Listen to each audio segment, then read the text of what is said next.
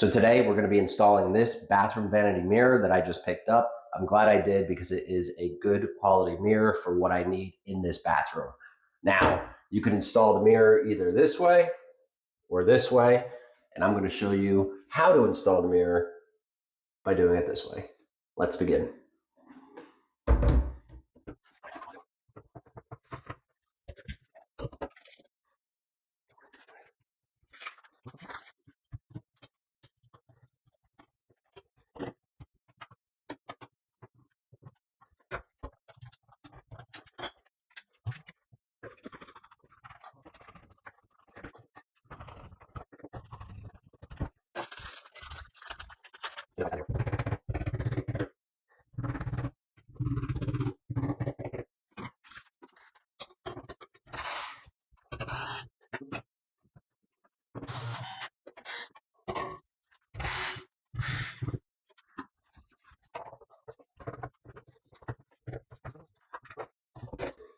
And just like that, the mirror is installed. You saw how simple it was to do. Did it within minutes. Just got to make sure you have the right tools to make your job a lot easier.